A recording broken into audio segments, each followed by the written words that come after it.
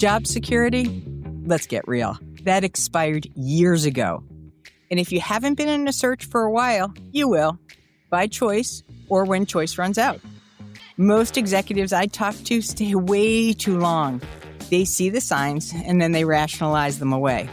But the real trap isn't the job or the transition.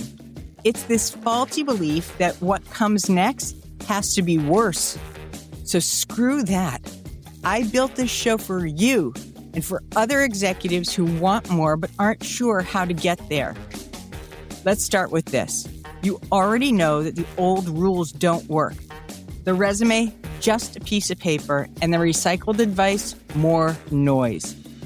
This is Career Blast and a Half for executives over 40 who want smarter moves, faster wins, and zero wasted motion. I'm Lauren Greif, and I've spent my career helping leaders like you land where they belong, on purpose, with power, more earnings, and without apology. So let's go. Here I am, and I'm an employee at my office, and I can see that there are these jabs. There's enough of them that I can actually start to create an inventory. Who should I go to? Should I flag HR? Should I just keep all this data to myself? Human resources is not your friend. Human resources is not for you. They are there solely for the employer in every way, regardless of how they present it to you or misrepresent it to you. If you go to human resources as they position themselves to you, that they are a mediator, they are there to help resolve disputes. Well, you know what? You've just created a dispute by going to them. And guess how they resolve it? You're not there for very long. Don't go to HR expecting they're going to solve your problem and you're going to keep your job and everything will be great. Only go to them when you're ready to be gone. If you've got an issue, document everything. That's the most important thing you can do. Use HR to document the wrongdoing that you have personally experienced. So now you're not bringing it up for the very first time after you've been terminated. Well, hello, everybody. Today's episode isn't necessarily chock full of feel-good moments because I'll just say this right off the bat. We're talking about performance plans, otherwise known as PIPs. And I'll raise my hand. I've been on a PIP before, and I really didn't know how to handle it other than to freak out. And so today we have with us Dan Goodman. And thank you, Dan. You are so passionate about this, and I can feel your energy through all of your comments and content on LinkedIn. And that's really what led me to you, not just the fact that we both shared the same hometown. And, one of the things that we talked about before we got on here is the 8 different practice areas that you handle. And what I really want you to focus in on is literally showing us, or rip the Band-Aid off, what is the whole reason for being for a performance plan. Not what we have come to know, but what the real deal is. So, Dan, thank you for coming. Oh, it's my pleasure. Thank you for having me on. As you know, I'm very passionate about this topic. I believe that people should be treated with respect and dignity and transparency, and the game plan that goes on in the corporate world needs to be exposed, and that's my mission.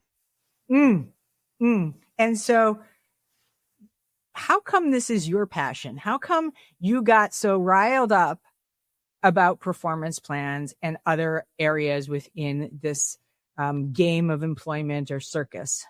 It's kind of just how I kind of came out of the womb. I mean, I've just been wired this way from the start. I've always never blindly trusted.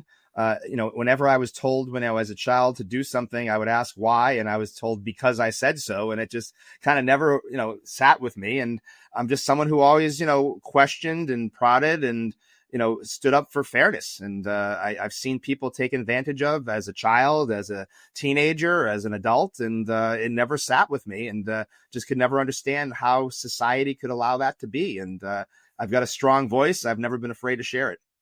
I love that. Okay, here we go. So you mentioned, that performance plans have been around for a while. I think you quoted something like 30 years. And so what was the original intent of a performance plan, and how has that either stayed the same or changed? Yeah, I mean, there's no absolutes in the world. I mean, I put out posts and, I don't even necessarily say them as absolutes, but, HR folks will come on and start arguing about whether it happens every single time or the conversation that we're having about that it happens at all. So back in the day, 30, 40 years ago, I'm sure that they were probably at one point in time used with good intent. There was a way to actually invest in employees and improve their performance and show that they care and give them an opportunity to be retained. But just like with non-competes, just like with PTO, it's been abused by the employer and now has a very negative stigmatism associated with it. If someone hears about a PIP, it's not a performance improvement plan. It's a paid interview period. It's a message from your company that your time here is coming to an end soon, and we're giving you a heads up that you should go look for a job. And I would argue that if the employer truly cared about improving performance, you're not going to get the best results under the threat of termination lingering over someone's head. I would also argue that if you really cared about performance, that you would provide that support and training that the PIP is intended all along from day one and not wait until it's at the point where their job is being threatened. I would also argue that employment is a two-way street. It's both the manager and the employee, but yet only one party is held accountable for any of this. If managers were held accountable for how often they put employees on PIPs, we would probably have 75% less PIPs. But instead, they're being used as a tool, as a weapon, to go after employees, to make them want to resign. They've likely been under pressure for months and months to be managed out of the business for a multitude of reasons. I can probably give you a dozen off the top of my head that I personally heard. And when that employee does not read between the lines and leave on their own because the manager has been making them unhappy, then they escalate it to put it in writing, to a coaching plan, to a PIP. And they write the PIP so that it's pretty clear, but they'll never really tell you the truth. It's not deserved. There's not enough time to achieve it. It has subjective goals. And the one objective or measurable goal is asking for performance that's never even been achieved in the history of the company. So, I mean, go ahead. Wow. Okay. So I'm just like about to open a huge hornet's nest, and thank you for being so candid about it, because, when you are in your job, right? When that performance plan is handed to you, approximately how long has this been kind of under wraps, right? Because it didn't just happen one day. So when does this seed get planted? How long has it been going on? And is there something that me as the employer can detect? Where can we sniff it out? And also, what might we be able to do to put any kind of kibosh on it, halt on it, candid conversation? How can we get ahead of it? Great questions here. So let me kind of describe what I often see and hear from folks. And I literally, when I get on a call with a client, sometimes, depending on the mood I'm in or on the person, I may just jump right in there and tell them exactly what they've experienced for the last 2 months. And they are literally shocked that I can literally describe it to a T. They're horrified that is so prevalent that I can literally describe what they have personally experienced for the last 2 months. So oftentimes, there's always something that happens. You're hired by your manager, everything's going well, they like you, you like them, and everything's great, you're performing. And it usually is that it's a change in manager or a change in leadership. I would say about 8 out of 10 times, it seems like that is the source of these issues when they start. They didn't hire you. They don't look at you as blindly loyal. They don't think you're going to run through a wall from them. When they say jump, you're not going to ask how high. So they want their own people to bring in who are loyal to them, regardless of what you've done. This happens a lot. So what they'll do is that, they'll start questioning things that they never questioned. They'll stop asking you about how your weekend was or your personal life. They'll start taking away responsibilities. They'll start nitpicking about stuff that never mattered before. You'll start to notice how they're treating you differently than others in an apparent way. And these are all subtle things that they'll do to make you just not have as much fun at work anymore, to make you question like what's going on. And you can't really put your thumb on it because they're oftentimes usually kind of subtle to start, but you can feel it.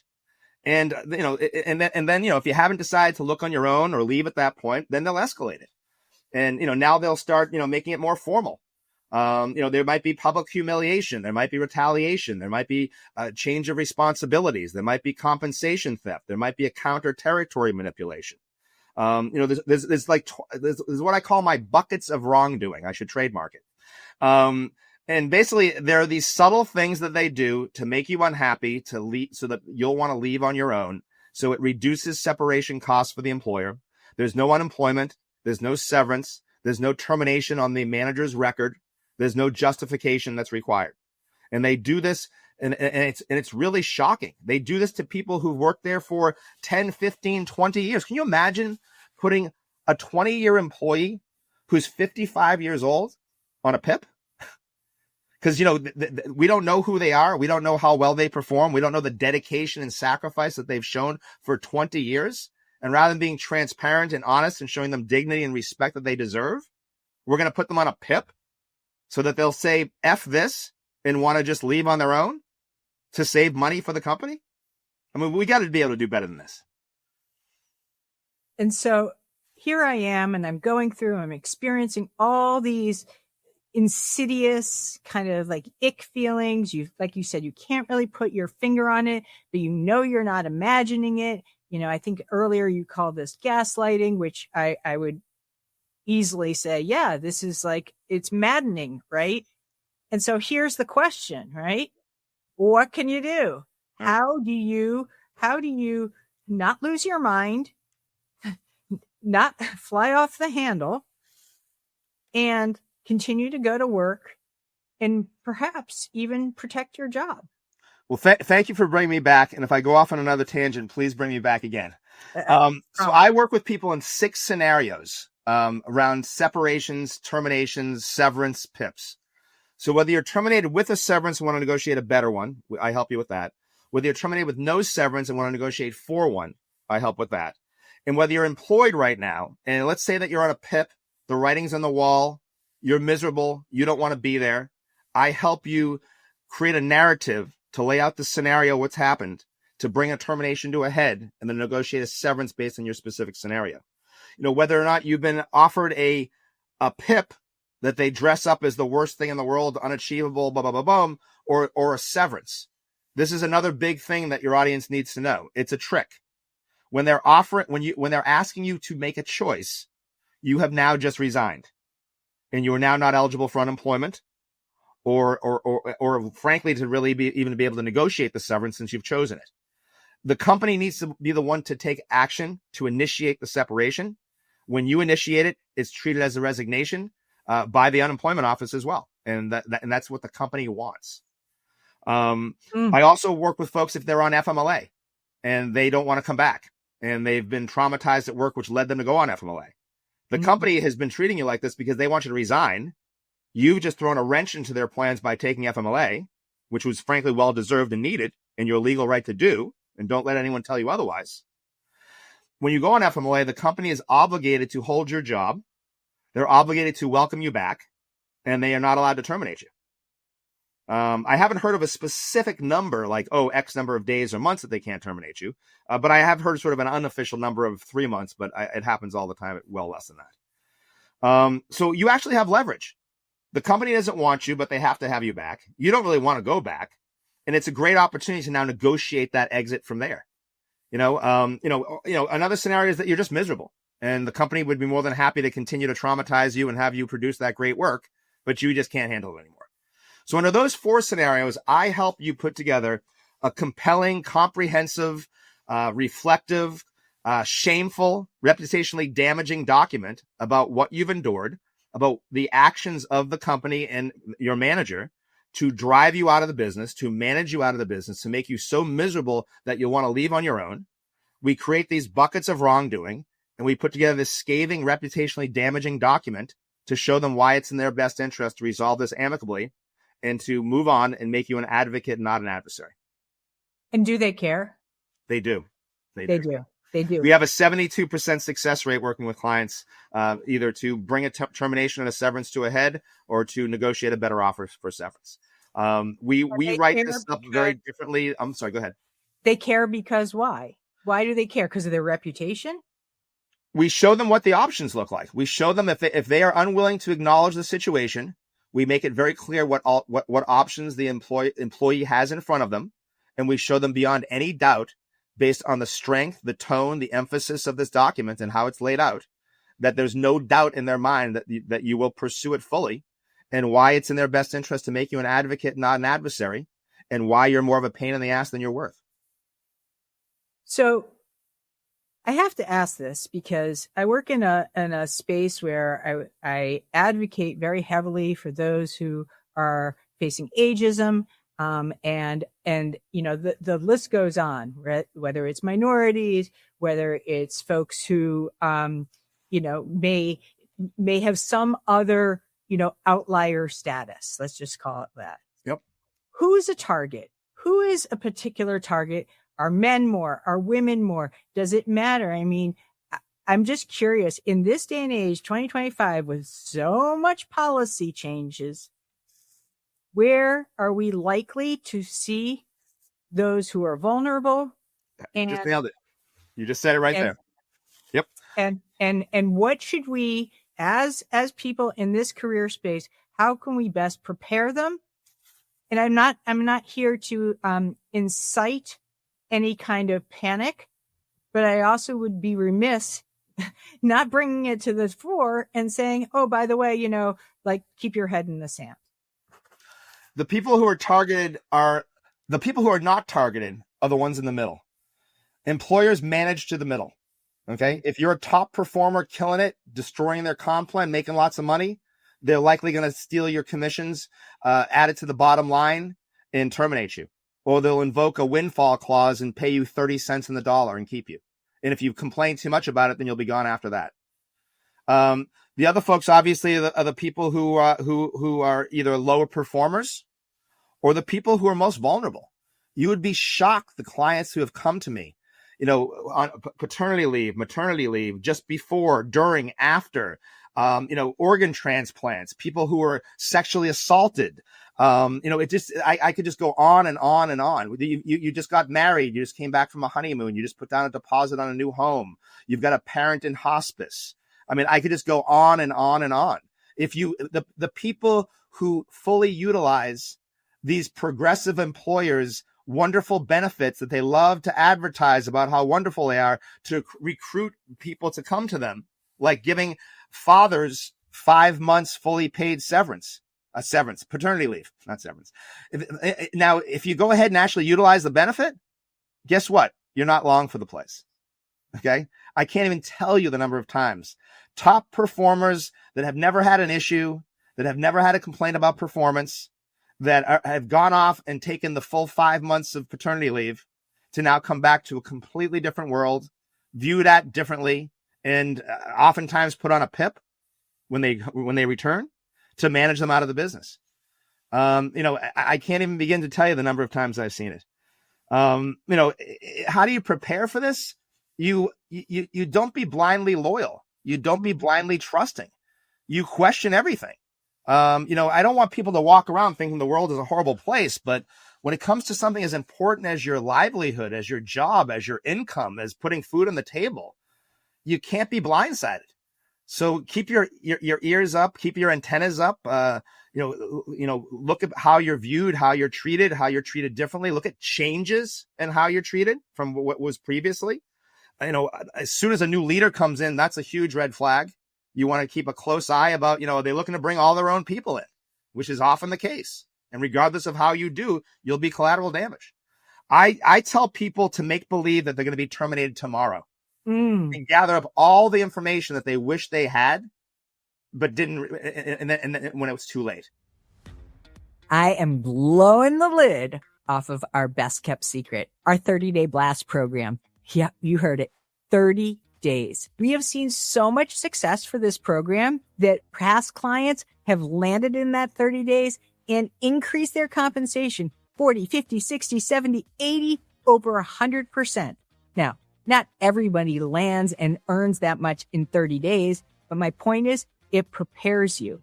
And in 30 days, if you're not out of there with a changed mindset and changed clear and simple ways to be able to navigate the market this year, then we'll gladly refund your misery and you can go back to applying now. Check out the link below for the next 30-day blast, and we would love to have you there because we live for your success, and that's what's really important. See you then. Okay, so, what is in that information? What is living in this quote-unquote bucket of what you should be compiling? So the basics are things like your employment agreement, your restrictive clauses, your comp plan, your equity grant, your stock plan, your performance reviews, any attaboys. Anytime that there was something negative that happened, document it so it's not 10 times worse when they get around to terminating you. I have often seen small little things that never mattered. All of a sudden, 12 months later, they're being utilized as a reason for termination. It's unbelievable. So the other thing that I want to tell people is that I talk about their ballpark and our ballpark. So Fenway Park and Yankee Stadium, right? We know which one's our ballpark, right? So their ballpark is basically the justification that they're using to terminate you. The lies and deceit that they're attempting to put you on the pip for, that you know is undeserved and unreasonable. Whether it's performance-based, a lot of companies will keep the quotas so high that the very top performers at 60%, the excellent ones are at 40%, and everybody else is at 20%. And now they can pick off whoever they want to terminate based on false claims of performance. So, document everything, have everything ready. If they're going to claim that it's performance, gather the data to show that your performance is better than most everyone else's. If it's that, you're not a closer, show all these deals you closed. If it's that you don't follow through and meet deadlines, show here are the 5 projects I did. And, 3 of them came in early, never mind late. So you want to offset the lies and deceit that they're going to use to justify the termination to you so that you'll just go away quietly. The next thing you want to do is you want to start identifying the dots that are out there. And then you want to start connecting them and weaving them together into a compelling narrative. So they've shown you things where they've been basically trying to make you miserable for months to manage you out of the business. So let's identify those dots. Let's connect them together and show this negative intent, these wrongful actions that were targeted at your mental health and your happiness to make you question yourself, to make you miserable, to make you want to leave on your own. So let's identify those tactics that these companies are using to do this. And now let's weave them together into a compelling narrative. And let's go back to the employer and say, shame on you for how you treat and respect employees. Shame on you on how the lack of decency, respect, and dignity on how you gaslight and lie people about something as important about as their compensation. And show them why it's in their best interest to make you an advocate and not an adversary. Show them that you are going to pursue this fully, that you will escalate this to the chief people officer, to the CEO, to the board of directors, to the EEOC, wherever you need to go. You're not going away. So, couple things here, right? So let's just role play for a minute. And here I am, and I'm like, employee at my office, and I can see that there are these jabs and slights that are coming here and there. There's enough of them that I can actually start to create an inventory. Who should I go to? Should I flag HR? Should I just keep all this data to myself? Where do I go with this while this is in motion? And you're cracking up for those who can't. I'm cracking up because it's almost like we must have rehearsed this because you're just teeing this up for me left and right here. So it's wonderful. I've got a message here for people. All right. Human resources is not your friend. Human resources is not for you. They are there solely for the employer in every way, regardless of how they present it to you or misrepresent it to you. Okay. If you go to human resources as they position themselves to you, is that they are a mediator. They are there to help resolve disputes. Well, you know what? You've just created a dispute by going to them. And guess how they resolve it? You're not there for very long. Okay. So I always say never be played by human resources because they misrepresent their role. So if you have an issue and you want to stay at the company, don't go to HR and complain about it because I'm not saying this is going to happen every single time. And I'm not saying this happens at every company, but it happens enough that people need to be aware that it can happen. And that's the point. So the HR trolls, what's that? Is that the call that I should have made to you? I'm sorry. So if this is happening, should I be reaching out to? Yeah, absolutely. I work with people and I consult and coach people throughout their employment to help them understand what's going on, to help them interpret the actions, to help them identify their desired outcome and put together a game plan to achieve that. Absolutely. So if you've got an issue, document everything. That's the most important thing you can do. Don't go to HR expecting they're going to solve your problem and you're going to keep your job and everything will be great. I say use HR. Don't be played by HR. I say play them. And when I say play them, I mean only go to them when you're ready to be gone. Because it's going to happen anyway if you do, most likely. Again, no absolutes here. So, go to them and use HR to document the wrongdoing that you have personally experienced. So now you're not bringing it up for the very first time after you've been terminated. And they're going to say you're just making this up, or you're just saying this because we've let you go.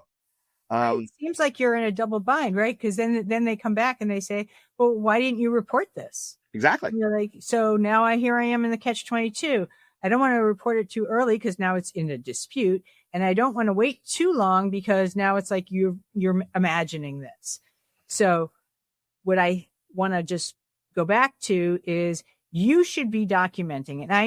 And having been in this situation, I want to recognize that is a freaking full-time job. That is not easy, but you gotta protect yourself. So, I had a file that was not on the company, on the company computers. I had printouts and kept them in, a file, chronological file. And, after it was happening for a considerable period of time, I started highlighting it because I needed to see what was going on. I was like, did this really happen? That's a great point that you bring up, because sometimes you're so deep into it. You've been managed out for so long, it almost becomes the norm. And you can't see the forest through the trees, and you start to question yourself, and your self-confidence starts to take a hit, and you wonder what you've done wrong. And now you're no longer the same incredible person in your own mind that you've always been, which is why the company hired you in the first place. A big part of my practice, frankly, is therapeutic, because just of that point. The company is beating you down, questioning you, impacting your self-confidence. And when you're exposed to that long enough, you actually believe it and becomes the case. And people are a shell of themselves oftentimes when they come to me, and I am able to shine a bright spotlight about what's going on here. And when they hear it, it's like this massive weight has been lifted off their shoulders. It's like they've been heard for the first time. Their colleagues, their friends, their family, they don't believe it. They don't understand it. They think it's in their head. They start to question them, and they start to go batshit crazy about it, literally. And they come and they talk to me, and they're like so validated that they can't believe that this stuff actually goes on and that it's happening to more people than just them. And they feel so heard because of that. And it's amazing. It's amazing the transformation that I see right in front of my eyes sometimes. All right. I want to kind of have you help us understand when an employer or this term at will, right? You are employed at will. You're laughing again. Did I clean you up? Right? So this is I guess like a placeholder for what? At will is just, if I had to pick, there's so many things that we need to get rid of. We need to get rid of non-disclosures as part of legal settlements. You can't reward employers for doing the wrong thing and then paying a small fraction of what they've stolen from, and then requiring the person who was wrong to keep it quiet. It's just the wrong thing. Give me that back. What you just asked me again. I'm sorry. I asked you about the placeholder of what it means for you, for them, and how that term at will might be excluded. Thank you. Yeah. So at will is really, how does at will exist with non-competes? literally the opposite. It's like, I want to have my cake and eat it too. I literally put out posts last week about it. I've got a post coming out this week about at will. I got a post coming out this week, demanding that a ban on at will employment. It's so one-sided. It's so unfair. It's so wrongful. It basically means that if you're not in a protected class, the employer can discard you at any time for any reason without even a thought. They don't even have to explain it to you. You can work somewhere for 12 years and produce $100 million in revenue, and the company can just decide they bring in a new leader. They don't want you anymore. They think that too many of the underlings look up and admire you, and that they won't have control of the team, so that they'll terminate you. And they can just do that without any explanation, without any rhyme, without any reason, without even any severance. I mean, it's unbelievable. There's no accountability. At will means that I can do anything I want whenever I want. And now here's the best part. So at will is supposed to go in both directions, right? So that means that you can come and go whenever you want. Then how come every employee is scared to death of not giving 2 weeks notice and burning bridges? But yet every time an employee is terminated, especially if you're in sales, you're walked out the door that minute. You're treated like a criminal. You're treated like someone who's not trusted. And oftentimes your system will be shut off before they even finish the Zoom call that you're being terminated on. So all of this is, as I said earlier, this isn't like a great feel good episode, right? You're in a really, really tough rock, between a hard place spot. And so my question to you as we're starting to wrap this up, Dan, is how do you take care of yourself during this time with full accountability to, the job that you have, showing up for your family, maintaining your dignity, and also being smart and prudent about the signs that are on the wall? You know what? It all comes down to not having regret, to not making sacrifices against yourself, against your family, on behalf of your employer, and expect them to show that same blind loyalty back to you. You got to prioritize yourself. I don't care if people tell me that that's the wrong way of looking at it, if that's selfish, if whatever. It is what it is at this point. I've literally talked to more than 3,000 people in the last 2+ years, and I've heard all the stories. You cannot blindly trust your employer. When a job comes and goes, your life, your livelihood, your family, your friends, they don't. Show up, do a great job, do it well. Take initiative, shine. Just don't expect that you're going to be rewarded the way you think you should be for it. It's sad that a lot of people have to self-promote. And I would argue that a good percentage of the population are not self-promoters. And that's where the good guy finishes last kind of thing comes in. And it's sad that the people who are the loudest and who play the political game and suck up the most are the ones who seem to be taking care of the most. Again, don't be blindly loyal. Your job is just a job. Keep your options open, diversify, have a side hustle, have an option, a network.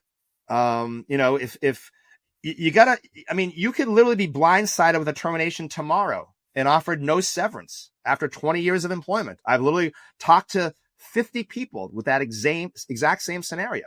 So don't leave yourself in a position where you'll be vulnerable, where you'll be exposed to the whims of your leadership or the company. Have a backup plan, have options, have a side hustle, network, look for jobs, identify that dream job, and put together a plan over time to figure out how to get it. It doesn't happen overnight. Play the long game. Those are all things that I would say. And let's just say now it's, I don't know, how long does a dispute like this take to finalize? So, you leave, and then here we are, you're no longer at the company, but like, how long does it take before you're completely severed? And how do you recover after you're gone? Yeah, I mean, I don't know if you're talking about how long does it take to actually formalize the severance agreement or how long does it take to get over it, or both. Both. Right? So when you work with us, it takes somewhere between 5 and 8 days to put together, a 6, 8, 10-page scathing document that we send back. That first draft the employee puts together, if they take a day to do it, we can usually have them out the door in 5 or 6 days. And if it takes longer, then, that much longer. And it's up to the employer. I mean, their goal is to minimize separation costs at all costs. So they would love to drag it out as long as possible in the hopes that you'll just be frustrated and give up. They may come back and give you a blanket rejection after you wrote up this moving document in hopes that will just deflate you and make you throw up your hands and leave. We don't give up. We don't stop. We keep going. We fight through. We've seen all the games that they play. I mean, I would say in general, I've seen it happen as short as maybe 10 days to 2 weeks from the time that they started working with us. We just had a client that signed up with us more than 7 months ago, okay, was wrongly terminated. We had a Me Too movement going on here, okay, going back 20 years with the CEO, and she was the first person that would stand up to it. And was gaslit, ignored, disrespected for 7 months. All of her family and friends told her that she was crazy, that she was never going to get anywhere, that she was harming her reputation and her mental health. Well, she just got a $50K offer right out of the blue after 7 months, and the floodgates are now open. We're not satisfied with that by any means. They've acknowledged the wrongdoing, and now we're going from there. So on average, I would say it takes somewhere between 3 to 6 weeks from start to finish, and it can be short as 7 or 8, 9, 10 days. Mm-hmm. As far as your ability to get over it, this is a really great point that you bring up. Because when I started this practice, it was about helping people get what was theirs, about negotiating for better severance offers and putting money in their pocket, about standing up to commission and wage theft and getting that money back. What it's really become that is the most important thing is the mental health aspects. It's empowering to stand up to wrongdoing and call it out. It's empowering to be heard. These folks have kept this stuff in for months and months, if not years, about the wrongdoing and just minding their P's and Q's and being afraid to speak up. And if you don't do it, if you carry this around with you, you will have years or decades of regret. I had a call with somebody like a year ago, and he read my post and he said, I've got a story for you. I'd really like to, this was before my business became overwhelming and I just couldn't take those kind of calls as much. And we got on a call, and he started to tell me this story about this $30,000 commission theft. And it was going on and on and on. And he was going on and on. And you can hear the raw emotion, the pain, how upset he was. And I said to him after a while, oh, by the way, Joe, how long did this happen? I think it was last week. So it was 13 years ago. And I got goosebumps. I was traumatized from hearing that it really, to hear this guy speak the way he did and what he's been carrying for so long, it's not healthy. It's not healthy for people. It's not healthy for society. They carry that with them to their next job too. And they carry it in their job search. So what I do with people is by standing up to it, by calling it out, by documenting it. Writing is extremely therapeutic. By being heard, by having them acknowledge it, not through their words, because they never will, but through their wallet, is the most empowering thing that people can do and allows them to put it behind and leave it there and move on.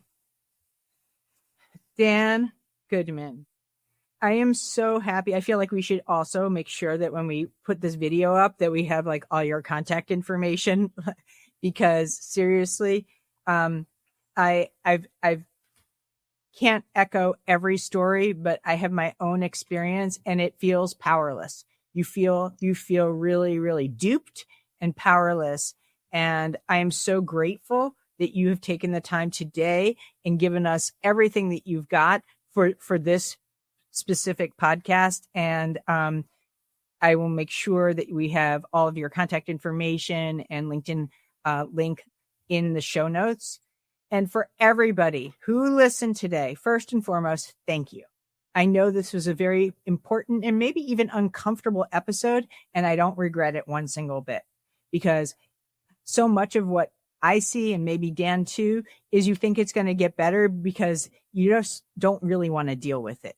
But I will say, be heads on and don't be surprised, right? Because that's what these episodes are for. That's what Dan's content is for, my content. We say be prepared, and there's a reason for it. So thanks for listening. And number 2, if you like this and you found it valuable, please do me a solid and put together an Apple Podcast review. This is how we continue to bring in great guests like Dan and also be able to grow our podcast so that we can be of service to you who are in your careers and help you listen and be informed. So thank you in advance for all of that. And we will see you again next week. Dan Goodman, thank you again and again. My pleasure. Thank you for joining today. We appreciate your listening ears. Big time.